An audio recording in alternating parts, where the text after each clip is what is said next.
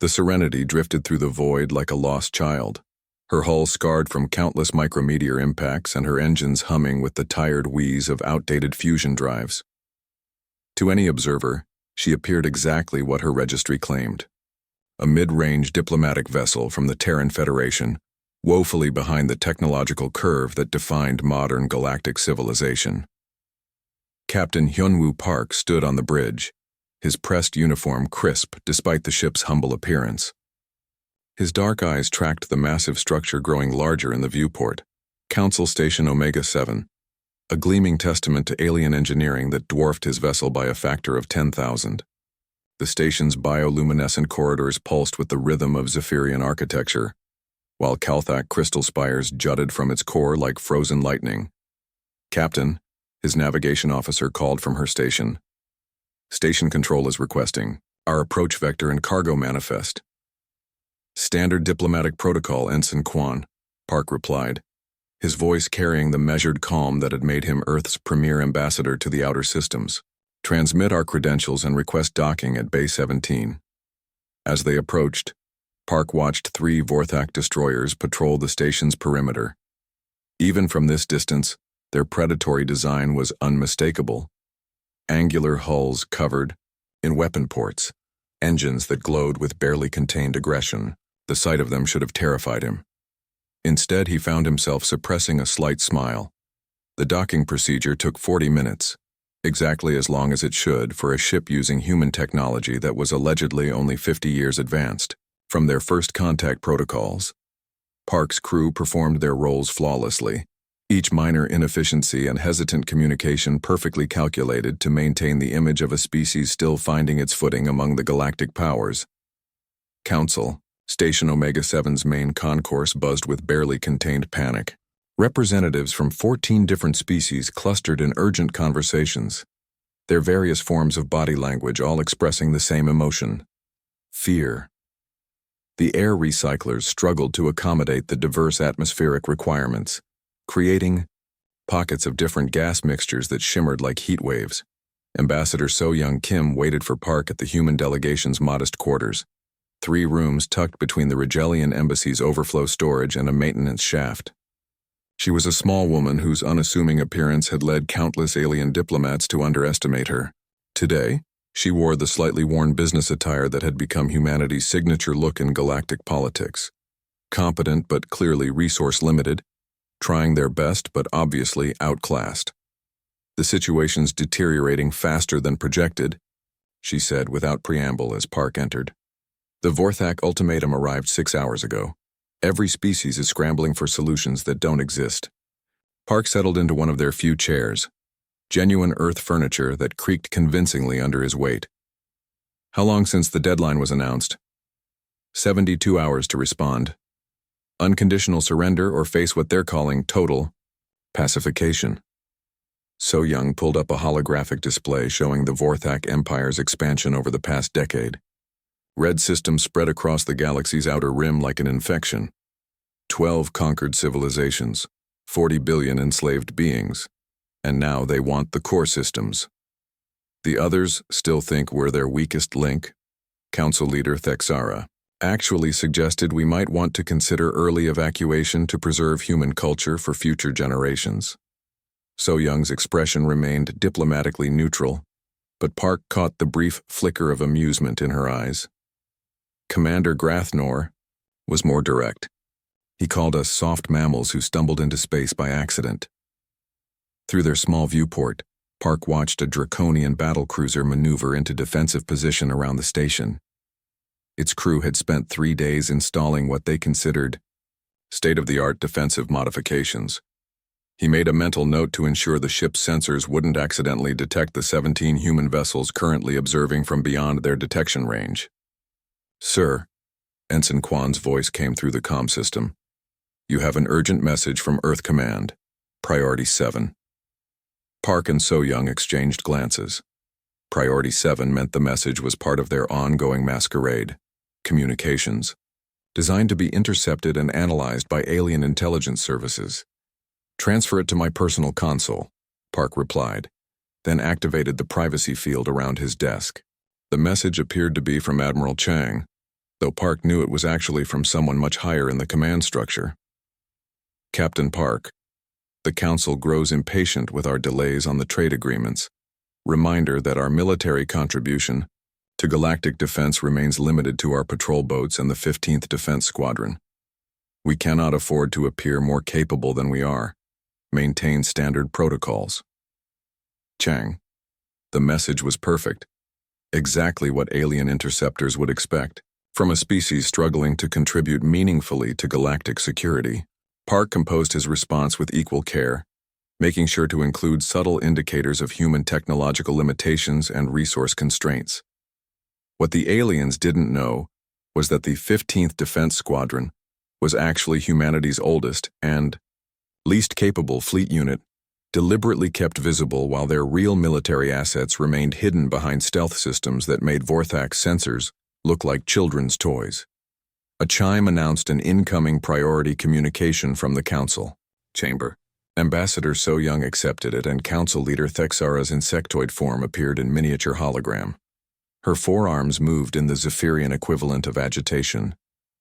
Ambassador Kim, the emergency session begins in 1 hour. Given humanity's unique perspective on conflict resolution, we hope you might offer insights into negotiation with the Vorthak. Of course, Council Leader. We'll contribute whatever wisdom we can. So Young's response carried exactly the right tone of humble eagerness to help despite obvious limitations. After the transmission ended, Park stood and moved to the viewport. Outside, he could see representatives from a dozen species moving through the station's corridors with the hurried gait of civilizations facing extinction. The irony wasn't lost on him. Every being on this station was terrified of a threat that humanity could neutralize in less than 6 hours. But that wasn't the point. It had never been the point. 30 years ago, when humanity first encountered the Galactic Council, their initial technological assessments had revealed something terrifying. Humans were not just advanced, they were overwhelmingly superior in every military and strategic capability. Their computers were centuries ahead of galactic standards. Their weapons could disable entire fleets without firing a shot. Their tactical doctrine was so advanced that alien military academies wouldn't develop equivalent strategies for millennia. The revelation had led to the most important decision in human history. They could have conquered the galaxy in months, ruled it with unquestionable authority, and shaped alien civilizations according to human ideals. Instead, they chose something far more difficult: restraint. The Terran Federation's greatest victory wasn't military. It was convincing the galaxy that humanity was just another struggling species, finding their place among equals. Every outdated ship, every humble diplomatic quarter, every carefully calculated limitation was part of an elaborate performance designed to preserve alien dignity and independence. Park's personal communicator buzzed with an encrypted message from Earth. How much longer do we maintain the act? He looked out at the panicking alien representatives, at the Vorthak ships prowling the system's edge, at the greatest crisis the galaxy had faced in generations. His response was simple. Until. We don't have to anymore. In 6 hours, the Council would meet to discuss humanity's contribution to galactic defense. Ambassador So Young would offer their limited resources with appropriate humility. The aliens would accept human help while secretly doubting its value. None of them suspected that the Vorthak ultimatum had already been received on Earth 12 hours before it reached the Council, intercepted by human intelligence networks that monitored every communication in 3 galactic sectors. The response was already being prepared by minds that had been protecting this galaxy longer than most species had known space travel existed. Park smiled as he watched another cargo hauler drift past the station, its registry marking it as carrying agricultural supplies to the outer colonies. Only he could see the gravimetric distortions that revealed its true nature. A stealth destroyer whose weapons could reduce the entire Vorthak fleet to component atoms. The charade would continue a little longer, but not much longer. Outside, the galaxy trembled before a threat it couldn't comprehend, protected by guardians it had never recognized. The performance was almost over. The human colony of New Busan hung in space like a gleaming pearl against the starfield. Its agricultural domes and residential sectors arranged in the geometric patterns that had become humanity's signature aesthetic. Functional, efficient, and refreshingly unpretentious compared to the grandiose architectural statements favored by other species. 3 light hours away, the Vorthak Third Assault Fleet moved through hyperspace toward what their intelligence reports described as a minor agricultural settlement with minimal defensive capabilities. Fleet Commander Vexitar studied the tactical displays with satisfaction. The humans would provide an excellent demonstration of Vorthak superiority, visible to the entire galaxy, but hardly challenging enough to risk significant casualties. On New Busan's main residential platform, Jiho Lee tended his rooftop garden with the same methodical care he'd shown for the past 5 years. The tomatoes were coming along nicely, though the artificial atmosphere required constant adjustment to maintain optimal growing conditions. His neighbor, Yoon-ji Choi, emerged from her own garden plot carrying a basket of what appeared to be perfectly ordinary carrots. "Beautiful morning for gardening," she said, settling onto the bench they'd installed overlooking the colony's central plaza. "Indeed, though I noticed the soil composition in Sector 7 needs adjustment. Too much alkalinity," Jiho replied, wiping his hands on a towel. "Perhaps we should schedule a community meeting about it." "Good idea. I'll mention it to Tai-min when he gets back from his supply run." To any casual observer, it was exactly the kind of mundane conversation that defined life in humanity's outer colonies: farming concerns, community maintenance, the gentle rhythms of civilian life. What the observers couldn't know was that Jiho's soil alkalinity was code for detecting unusual hyperspace distortions, and Yunji's carrots were actually sensor probes monitoring everything within a 50 light-year radius.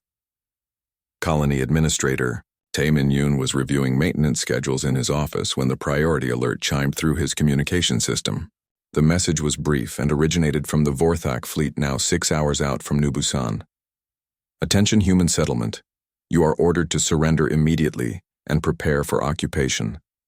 Resistance will result in complete destruction." Tai-min leaned back in his chair and sighed. He'd been hoping for at least another month before this particular performance became necessary. Still, orders were orders, and the masquerade had to be maintained. He opened a channel to the Vorthak fleet. "Greetings, visitors. This is Colony. Administrator Yoon of New Busan. We appreciate your visit, but we're rather busy right now with the harvest season. Perhaps you could come back later. Maybe next month would be better for everyone." The response came back within minutes, crackling with Vorthak outrage. "Human fool. This is Fleet Commander Vexitar of the Vorthak Empire. You will surrender immediately or face annihilation." "Oh dear," Tae-min replied, his tone carrying exactly the right mixture of confusion and dawning terror. "I'm afraid I'll need to consult with the Colony Council. Could you possibly give us, say, 24 hours to discuss this properly? We're not really equipped for this sort of thing." 3,000 light-years away on Council Station Omega-7, the emergency session had been in continuous debate for 18 hours. Representatives from every major species clustered around the central chamber, their various forms of exhaustion creating a tableau of galactic desperation. Council leader Thexara's 4 arms moved in increasingly agitated patterns as she addressed the assembly. "The Vorthak fleet approaches human space. Intelligence suggests they intend to make an example of the New Busan colony. We must consider our response." Commander Grathnor, his reptilian features twisted in what passed for contemplation among his species, gestured toward the modest human delegation. "With respect to our human colleagues, perhaps this tragedy can be prevented if they simply evacuate. Their colony has a little strategic value." Ambassador So Young Kim rose gracefully from her seat, her expression thoughtful. "We appreciate the concern, Commander. However, New Busan has been our home for 15 years. Our people have deep roots. Their roots don't stop plasma cannons," Grathnor replied bluntly. Dr. Hai Wan-jung, humanities representative to the Scientific Council, had been quietly reviewing technical specifications on her personal display. She looked up suddenly, her expression brightening as if she'd just remembered something interesting. "Excuse me," she said, addressing the chamber with the enthusiasm of an amateur researcher. "I was just reviewing some of the data we've collected on Vorthak ship designs. Fascinating engineering, really. Their Class 7 destroyers use a unique plasma routing system, double helix conduits feeding into triphase emitter arrays. The power coupling requires a 17-second cycling period between volleys, and their shield generators operate on a rotating frequency that shifts every 43 seconds. The chamber fell silent. Commander Grathnor's eyes narrowed to slits. "Dr. Jung, how could you possibly know such specific technical details about Vorthak military vessels?" Dr. Jung blinked as if suddenly realizing she'd said something unusual. "Oh, I read it somewhere, I think. Perhaps in one of the technical journals. We humans are quite curious about engineering, you know, always trying to learn from other species' innovations." Council leader Thexara's antennae twitched with suspicion. "Doctor, those specifications are classified at the highest levels of Vorthak military intelligence. No civilian publication would contain such information." "Really? How strange." Dr. Jung's expression remained perfectly innocent. "Perhaps I'm misremembering. You know how it is. Sometimes you read so many technical papers that the details blur together. But the damage was done." Whispers began circulating through the chamber. How had a human civilian acquired military secrets that most species' intelligence services would kill for? And why had she recited them with the casual precision of someone reading from a technical manual? On New Busan, the evacuation had begun with the kind of organized chaos that colonial settlements perfected over generations. Families loaded personal belongings onto transport shuttles, while children played games around the landing pads. To Vorthak observers monitoring from the system's edge, it appeared exactly as expected. Civilian panic barely contained by colonial authorities doing their best with limited resources. What they couldn't detect were the subtle patterns in the eye. Evacuation. Every family followed precise routes calculated to avoid sensor coverage. Every transport lifted off according to a schedule that had been planned months in advance. Personal belongings included items that would have puzzled alien observers. Children's toys with unusually sophisticated internal components, gardening tools made from materials that didn't appear in any human industrial catalog. Fleet Commander Vexter watched the evacuation through his flagship's main display. "Pathetic," he muttered to his tactical officer. "They scatter like prey animals. This will barely qualify as target practice." His fleet dropped out of hyperspace at the system's edge, weapons charging, sensors sweeping for any sign of defensive installations. New Busan appeared exactly as intelligence had predicted. A civilian colony with outdated defensive satellites and a handful of patrol craft that couldn't challenge a single Vorthak destroyer, much less an entire fleet. The colony's final transmission came from Administrator Yoon. "Vorthak fleet, please understand that we're just farmers and teachers. We don't want any trouble. We're evacuating as quickly as we can. 30 minutes, Vextar broadcast back. Then we claim this system for the Empire. The evacuation transports cleared the colony's immediate vicinity with 17 minutes to spare." New Busan appeared deserted, its lights dimmed, its agricultural domes sealed for abandonment. The Vorthak fleet moved into attack formation, savoring their moment of triumph. That was when Fleet Commander Vextar noticed something troubling about his sensor displays. His fleet's approach had been monitored, recorded, and analyzed by detection, equipment that shouldn't exist in human space. The signatures were subtle, so advanced that his tactical officers had initially dismissed them as sensor ghosts. But the readings were too precise, too comprehensive. Someone, or something, had been watching his fleet with technology that made Vorthak sensors look primitive.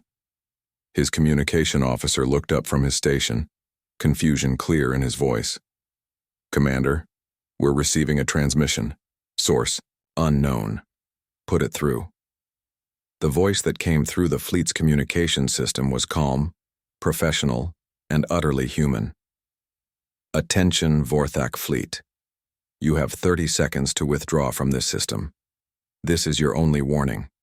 We don't want to hurt anyone, But we really must insist. Thank you. The management. Vextar stared at his displays. There were no human ships within 50 light-years, no defensive installations capable of threatening his fleet, nothing but empty space and an abandoned colony. Commander, his sensor, officer called, voice tight with strain. I'm detecting massive gravitometric distortions throughout the system. Something's out there. Something big. 29 seconds. 28. Fleet Commander Vextar stared at his tactical display, with the growing realization that 30 years of military experience had not prepared him for this moment. Every weapon system on every ship in his fleet had gone dark simultaneously. Not destroyed, not damaged, simply switched off as if by an invisible hand reaching through their most sophisticated security protocols.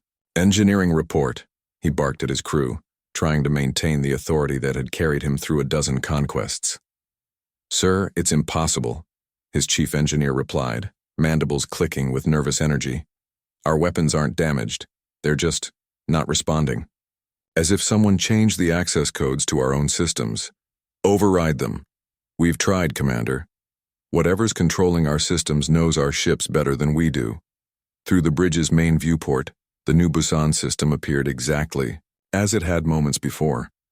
Empty space dotted with the running lights of civilian transports disappearing into hyperspace. No visible threats, no massive fleet decloaking to reveal humanity's hidden strength. Just silence, and the growing certainty that they were no longer alone. Attention, Vorthak fleet. The same calm human voice returned to their communication system. You ignored our warning. We're disappointed but not particularly surprised. You have a choice to make. Vextar activated his flagship's emergency transmitter. I am Fleet Commander Vextar of the Vorthak 3rd Assault Fleet. Identify yourself. Captain Wu Jin Ha, UES. Incheon, you're trespassing in protected space, we ask nicely. You declined our hospitality. Now we're going to have to insist. The space directly ahead of Vextar's flagship began to shimmer like heat waves over sun-baked stone. The distortion grew, reality seeming to fold in on itself until something vast emerged from what had appeared to be empty vacuum. The UES Incheon materialized with the slow majesty of a rising mountain. 3 kilometers of sleek, predatory hull, studded with weapon systems that made Vorthak destroyers look like primitive projectile throwers. Her engines hummed with contained power that registered on Vorthak sensors as barely controlled stellar phenomena. Impossible, Vexitar whispered. Ships that size can't operate stealth systems. The power requirements alone. Sir. His sensor, officer's voice cracked with strain. I'm detecting 6 more signatures, similar size, all around us. The tactical display updated to show 7 massive human vessels surrounding the Vorthak fleet in a perfect 3-dimensional formation. Each ship was larger than anything in the known galaxy. Their weapons trained with the casual precision of experienced hunters who had never doubted the outcome. Captain Ha's voice returned, carrying the same professional courtesy he might use when discussing shipping schedules. Commander Vextar, you're probably wondering where these ships came from. The same place the other 700 are coming from. Would you like us to call them? It might make for an interesting tactical exercise. Council Station Omega-7. The emergency session had devolved into barely controlled chaos. Reports were flooding in from across the galaxy. Human cargo haulers powering up weapon systems that violated every known law of physics. Research stations, revealing themselves as orbital defense platforms. Agricultural colonies activating. Shields that could deflect stellar radiation. Ambassador So Young Kim stood at the chamber's center podium, her modest appearance now seeming less like humble limitation and more like deliberate camouflage. The representatives of 14 species watched her with expressions ranging from awe to terror to profound betrayal. We should probably explain, she began, her voice carrying the same gentle tone she'd used for routine trade negotiations. Humans have been the galaxy's dominant military power for the past 30 years. We just thought it would be rude to mention it. Council leader Thexara's forearms moved in patterns that had no equivalent in human body language, a mixture of confusion, outrage, and species-specific curse words that the translation systems politely rendered as extreme displeasure. Ambassador Kim, you're claiming that humanity has been pretending to be militarily inferior for 3 decades. Well, not pretending exactly. More like choosing not to mention certain capabilities. So, Young activated a holographic display that showed the true scope of human space. What aliens had believed were scattered colonies and trade routes revealed themselves as the most sophisticated military infrastructure in galactic history. We thought you might prefer to maintain your independence and dignity rather than live under the protection of an obviously superior species. Commander Grathnor rose from his seat, his reptilian features flushed with anger. You've been lying to us, making us believe we were equals while you could have conquered us at any time. Conquered? So Young looked genuinely puzzled. Commander, why would we want to conquer anyone? That sounds terribly inefficient. We prefer cooperation. Dr. Haiwan Young stepped forward, her earlier nervousness replaced by the confidence of someone no longer maintaining a careful facade. Perhaps a historical perspective would help. Archivist Kang prepared a brief summary. The holographic display shifted to show humanity's first contact with alien civilization 32 years earlier. Through archived recordings, the assembled representatives watched human survey teams encountering Rigelian trade vessels, and the moment when humanity's computers analyzed alien technology with results that would reshape galactic civilization. Archivist Minho Kang's voice narrated the presentation with academic precision. Initial assessment indicated that human technology exceeded galactic standards by approximately 3 centuries in computing systems, 4 centuries in materials science, and roughly 6 centuries in tactical doctrine. Our projection models suggested that humanity could achieve complete galactic dominance within 18 months using conventional military force. The chamber fell silent except for the ambient hum of life support systems, struggling to accommodate 14 different atmospheric requirements. However, Kang continued, the Terran Federation leadership made a different choice. Rather than impose human authority through superior force, they chose to integrate into galactic society as apparent equals. Every limitation you've observed, our outdated ships, our modest colonies, our humble requests for technological exchange, has been a deliberate performance designed to preserve the dignity and independence of alien civilizations. Commander Grathnor's voice was barely a whisper. You've been protecting us. Not protecting, So Young corrected gently. Enabling. There's a difference. Protection implies helplessness. We've been ensuring that every species could stand on its own merits while quietly preventing the various disasters that tend to afflict developing galactic civilizations. The display showed incident after incident, asteroid impacts diverted by natural phenomena, solar flares mysteriously weakened, before reaching inhabited worlds, hostile alien incursions that never made it past humanity's early warning networks. What the galaxy had attributed to luck or natural forces revealed itself as the work of invisible guardians. In the new Busan system, Fleet Commander Vextar faced a choice that would define the rest of his military career. 7 human dreadnoughts surrounded his fleet, their weapons capable of reducing Vorthak ships to component atoms, yet showing restraint that his own forces had never demonstrated. What do you want? He asked finally. Captain Ha's response came without hesitation. For you to go home, Commander. Tell your superiors that humanity exists, that we're not as helpless as we've appeared, and that we'd prefer to settle this diplomatically. If they insist on conquest, we'll oblige them with a demonstration they won't forget, but we'd really rather not. And if I refuse, then we'll disable your fleet, transport your crews to the nearest Vorthak world, and send your ships back as a gift with a polite note asking for better behavior in the future. Ha's tone remained conversational, as if discussing weekend plans. We've done it before. The Hegemon Empire 3 years ago, the Stellar Dominion 5 years ago. Neither conflict made the galactic news networks. We prefer it that way. Vextar looked at his tactical display showing 700 human ships materializing throughout Vorthak space, not attacking, not invading, simply making their presence known, with the quiet confidence of a species that had never doubted the outcome of any conflict. For the first time in his military career, Fleet Commander Vextar gave the order to retreat. On Council Station Omega-7, Ambassador So-Young Kim faced 14 species worth of representatives struggling to process the revelation that their understanding of galactic power structures had been completely wrong for 3 decades. "What happens now?" Council Leader Thexara asked finally. So-Young smiled with genuine warmth. "Now we work together openly instead of pretending. We'd like that very much. It's been rather lonely, maintaining the performance for so long." Outside, the station's viewports, human ships decloaked like stars being born, their running lights creating new constellations in the darkness. The galaxy's invisible guardians had finally stepped into the light. The masquerade was over. The real work could finally begin. War Chief Brutax received Fleet Commander Vextar's report with the kind of rage that had made him the most feared military leader in Vorthak history.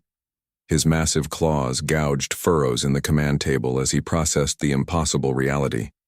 An entire assault fleet, neutralized without firing a shot by a species the Empire had dismissed as irrelevant. "Humans," he snarled, the word carrying decades of accumulated contempt. "Soft, weak mammals who stumbled into space by accident. And you're telling me they humiliated our finest fleet?" Vextar stood at attention in the holographic communication chamber, his earlier confidence replaced by the hollow expression of a warrior who had seen his entire understanding of warfare become obsolete. "War Chief, their ships, their technology, it's centuries beyond anything we possess. They could have destroyed us completely, but they chose restraint." "Restraint?" Brutax's voice rose to a roar that made the chamber's reinforced walls vibrate. "They showed you mercy and you call it strength. This is exactly the kind of weak thinking that has infected our enemies. Sir, with respect, I recommend we consider diplomatic." "Diplomatic what?" Brutax's massive form leaned forward, casting shadows across the communication array. "The Vorthak Empire does not negotiate with species that humiliate our forces. If these humans think they can embarrass us and walk away, they will learn the price of crossing the Empire." Within 6 hours, mobilization orders went out across 37 star systems. The full might of the Vorthak Empire began converging on human space. Over 3,000 warships representing the accumulated military power of a dozen conquered civilizations. If humanity wanted to play games with superior technology, they would face superior numbers that would overwhelm any possible advantage. On Earth, in a command center buried 3 kilometers beneath the Swiss Alps, Operations Commander Sungmin Park, Captain Hyunwoo Park's younger sister, watched the Vorthak mobilization with the detached interest of a chess master observing an opponent's opening gambit. Around her, holographic displays showed the true scope of humanity's defensive network, information that would have paralyzed every other species in the galaxy with its implications. "Admiral Lim, status report," she requested, turning to the elderly man whose humble appearance masked one of the most brilliant tactical minds in human history. Admiral Kyung-Soo Lim gestured to the 3-dimensional battle map floating at the chamber's center. "The Vorthak are committing everything. Their core fleets, reserve squadrons, even planetary defense forces. War Chief Brutax apparently believes that overwhelming numbers will compensate for technological disparity." Classic Vorthak thinking. How long until their forces reach human space? 18 hours for their advanced scouts, 72 hours for the main fleet. Lim's expression carried the slight smile of someone anticipating a particularly elegant solution to a complex problem. "More than enough time to implement Protocol 7. Sungmin nodded. Protocol 7, the contingency plan humanity had hoped never to use but had spent 3 decades perfecting. Authorization granted. Try to minimize casualties. We're still hoping some of them can be reasoned with afterward." "Understood, Commander. Beginning Phase 1. Across the galaxy, humanity's true military infrastructure began revealing itself with the methodical precision of a master craftsman, unveiling their greatest work. What aliens had believed were cargo haulers and research vessels emerged from stealth fields as the most advanced fleet in galactic history. Orbital platforms that had masqueraded as space stations for decades powered up weapons systems that could crack planets. Sleeper agents embedded in every major alien government for the past 20 years began activating dormant networks that had been mapping every strategic target in known space. The Battle of the Vorthak Core began not with the thunderous exchange of weapons fire that had defined galactic warfare for millennia, but with a demonstration of technological superiority so complete that it bordered on the miraculous. Admiral Lim's strike force materialized in the heart of Vorthak space using translation drives that folded spacetime like origami. 12 human vessels appeared simultaneously in 7 different star systems, their arrival timed to the nanosecond across light years of distance. Each ship positioned itself exactly 1,000 kilometers from a major Vorthak command center, close enough to demonstrate their ability to penetrate any defense, far enough to avoid being interpreted as an immediate attack. War Chief Brutax stood on the bridge of his flagship, the massive dreadnought Eternal Conquest, as proximity alarms screamed warnings about impossible contacts appearing throughout Vorthak space. His tactical displays showed human ships that had bypassed every sensor, every defense grid, every early warning system the Empire had built over 2 centuries of conquest. "How?" he whispered, staring at the elegant human vessel hanging in space before his homeworld. "How did they get past everything?" His answer came through the flagship's communication system in the form of Admiral Lim's voice, speaking with the calm authority of someone explaining basic mathematics to a confused student. "War Chief Brutax, this is Admiral Kyung-Soo Lim of the Terran Federation Defense Force. We're here to discuss the terms of your surrender." "Surrender?" Brutax's voice carried the outrage of a species that had never retreated from any battlefield. "You face the combined might of the Vorthak Empire, 3,000 ships against your pitiful 12. Actually, War Chief, we're here to demonstrate something important about the nature of modern warfare. Numbers don't matter when your enemy controls the fundamental systems your ships depend on to function." What happened next would be studied in military academies for generations, assuming there were any military academies left to study it. Every Vorthak ship in 7 star systems experienced simultaneous system failures. Not explosions, not damage, not destruction, simply the complete shutdown of every critical system simultaneously. Life support continued functioning. Emergency lighting remained active. But weapons, engines, shields, and communications went dark with the precision of someone turning off a light switch. 3,000 Vorthak warships, the pride of a galactic empire, became 3,000 helpless hulks floating in space. "This is impossible," Brutax breathed, watching his tactical displays go blank one by one. "War Chief," Admiral Lim's voice continued with unchanged courtesy, "what you're experiencing is the difference between controlling technology and being controlled by it. Every ship in your fleet was built using components that humanity has been quietly improving for decades.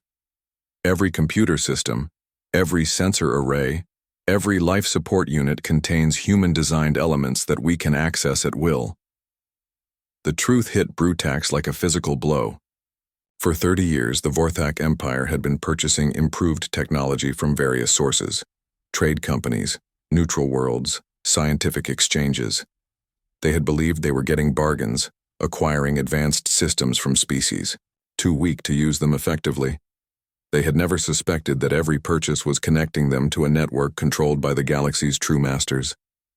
"You've been inside our systems from the beginning," Brutax said, the words tasting like ash in his mouth. "We've been inside everyone's systems, War Chief. The Rigelian defense grid, the Draconian fleet command, the Zephyrian communication networks, all of them contain human technology that allows us to monitor, protect, and if necessary, control every major military asset in the galaxy." On Council Station Omega-7, the representatives of 14 species watched the Battle of the Vorthak Core through real-time feeds that revealed the scope of humanity's deception in devastating detail. The elegant precision of the human victory, achieved without firing a single shot, without causing a single casualty, demonstrated a level of strategic thinking that made their own military doctrines look like children's games.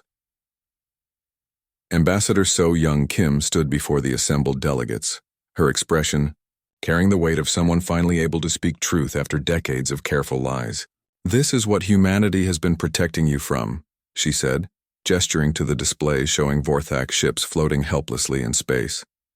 Not the Vorthak specifically, but the chaos that follows when militaristic species encounter civilizations they believe they can conquer.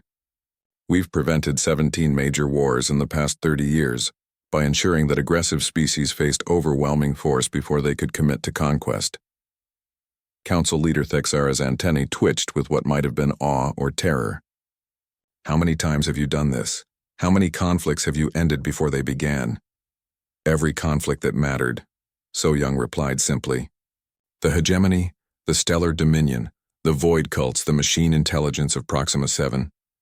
All of them discovered that their military advantages were illusions the moment they threatened innocent species." On the Vorthak homeworld, War Chief, Brutax faced a choice that would define his species' future. His empire lay helpless, its fleets neutralized, its military power revealed as an elaborate illusion built on technology his enemies controlled completely. 5 years after the revelation that shattered every assumption about galactic power structures, Council Station Omega-7 had been transformed into something unprecedented in galactic history, a genuine seat of interspecies cooperation rather than barely managed competition. The station's main assembly hall buzzed with productive energy as representatives from 23 species worked together on the Outer Rim Defense Initiative. Where once there had been suspicious clusters of single-species delegations, now mixed groups of aliens and humans collaborated with the easy familiarity of colleagues who had learned to trust each other's capabilities. Admiral Hyunwoo Park, formerly Captain, promoted after his role in the peaceful integration of former Vorthak territories, stood before the massive holographic display showing the galaxy's defensive network. The image would have been incomprehensible to the galactic leaders of 5 years ago, a web of cooperation spanning dozens of species, anchored by human technology but operated by everyone. "The external threat is confirmed," he announced to the assembled delegates. "Long-range sensors have detected a fleet of unknown origin approaching from the galactic rim. Conservative estimates suggest 40,000 vessels, technology base unknown, intentions unclear." Council Chairwoman So-Young Kim, elected unanimously after the Vorthak crisis, reviewed the tactical assessments with the calm competence that had made her the galaxy's most trusted leader. "Preliminary analysis, Admiral? The fleet's trajectory and formation suggest they're not refugees or explorers. This appears to be a systematic advance by a species with expansionist intentions." Park gestured to the star map, highlighting the approaching threat. "They'll reach the outer colonies in approximately 8 months. In the audience, Brutax, no longer war chief, now simply a student of human philosophy and an advisor on Vorthak cultural integration, raised his hand. The gesture would have been unthinkable 5 years ago, when he commanded the largest military force in the galaxy. Now, as one of humanity's most effective advocates for peaceful coexistence, he had become living proof that even the most aggressive species could evolve. "Admiral Park," Brutax said, his translator rendering his gravelly voice with perfect courtesy, "what is the human assessment of this threat's military capability?" "Unknown but irrelevant," Park replied. "The question isn't whether we can defend against them. The question is whether we can integrate them peacefully into galactic civilization."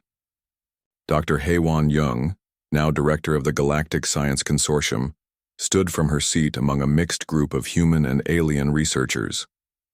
"We've prepared preliminary cultural analysis protocols based on their communication patterns. The linguistic structures suggest a hierarchical society with strong military traditions, but also complex artistic expressions that indicate sophisticated cultural development." Commander Grathnor, whose reptilian features had softened with 5 years of learning to see humans as partners rather than enigmas, nodded thoughtfully. Similar to the Vorthak cultural matrix before their integration, perhaps the same approach would be effective. Brutax's laugh rumbled through the translator system, a sound that would have terrified galactic leaders 5 years ago, but now carried warmth and genuine amusement. "Commander, I hope they're more reasonable than I was. It took having my entire fleet disabled to convince me that strength and wisdom weren't mutually exclusive. The transformation of Brutax had become one of the galaxy's most inspiring stories. The former war chief, stripped of his military power but offered the chance to learn humanity's approach to conflict resolution, had become one of their most effective teachers. His journey from conqueror to philosopher had helped dozens of aggressive species understand that true strength came from protection rather than domination. Ambassador Minseo Han, humanity's new representative to the Outer Rim territories, activated her personal communication array. We've received reports from the border colonies. The approaching fleet has made first contact with the Tau Ceti research station. No hostile actions yet, but they're demanding tribute. Tribute? Chairwoman So Young's eyebrows rose slightly. That's an interesting choice of words. The communication was quite specific, Minseo continued. They're demanding that each species in their path surrender 10% of their military vessels and 20% of their industrial output as acknowledgement of superior authority. The assembly hall fell silent as delegates processed this information. The approaching species apparently expected to be recognized as the galaxy's dominant power, based purely on the size of their fleet, exactly the kind of thinking that had once driven the Vorthak Empire. Well, So Young said after a moment, I suppose we should introduce ourselves properly. Fleet Admiral Dongwook Kim, no relation to the chairwoman despite the shared surname, began coordinating the galaxy's response from the Terran Defense Command. The operation was designated Welcome Party, a name that perfectly captured humanity's approach to first contact with potentially hostile species. Phase 1 involved dispatching what appeared to be a small diplomatic fleet to meet the approaching armada, 20 vessels flying the flags of various galactic species, their crews representing the diversity of the new interspecies alliance, would make first contact with the traditional greeting protocols. What the approaching fleet wouldn't immediately detect were the 700 human vessels maintaining stealth fields throughout the region, the quantum communication networks already analyzing their technology, and the fact that every diplomatic ship was actually a state-of-the-art warship, disguised to look like a peaceful exploration vessel. The first contact occurred in the neutral space between star systems, with the alien fleet maintaining what they clearly considered an intimidating formation. Their ships were massive, some reaching 4 kilometers in length, and covered with the kind of aggressive architectural details that were supposed to inspire fear in potential enemies. Captain Ye-Jin O of the diplomatic vessel, Harmony opened, communications with the same calm professionalism that had become humanity's trademark. Greetings, travelers. I'm Captain O of the Galactic Federation Diplomatic Corps. We understand you're new to this region of space. We'd be happy to provide navigation assistance and cultural orientation. The response came in the form of a broadcast that reached every ship in the system. Inferior beings, we are the hegemony of the outer dark. You will surrender your vessels and acknowledge our supremacy, or face annihilation. You have 1 solar day to comply. Captain O's response was delivered with the kind of patient courtesy that teachers used when explaining basic concepts to confused students. That's very dramatic, but perhaps we should discuss this properly. Would you be interested in meeting our cultural liaison? He has experience with this sort of situation. The cultural liaison in question was Brutax, whose presence on the diplomatic mission had been specifically requested by Human Command. If anyone could explain the realities of modern galactic politics to an aggressive species, it was someone who had personally experienced the transition from conqueror to collaborator. The meeting took place on a neutral space station that had been constructed specifically for first contact situations. The hegemony's representatives, massive insectoid beings with natural armor plating and the kind of aggressive body language that suggested they had never encountered effective resistance, entered the conference chamber expecting to dictate terms to inferior species. Instead, they found themselves facing Brutax, whose own imposing presence and obvious military bearing immediately commanded their attention. I am Brutax, formerly war chief of the Vorthak Empire, currently advisor to the Galactic Federation, he began, his translator rendering his words with perfect diplomatic formality. 5 years ago, I stood where you stand now, convinced that Military superiority gave me the right to dictate terms to weaker species. The lead hegemony representative, Supreme Commander Vex Thul, gestured dismissively with one of his forearms. You speak of the past, alien. We speak of the present reality. 40,000 ships that will sweep aside any resistance you can offer. 40,000 ships, Brutax repeated thoughtfully. Impressive. The Vorthak Empire could field only 3,000 when we made our attempt at galactic conquest. Would you like to know what happened to them? Your failure is irrelevant to our success.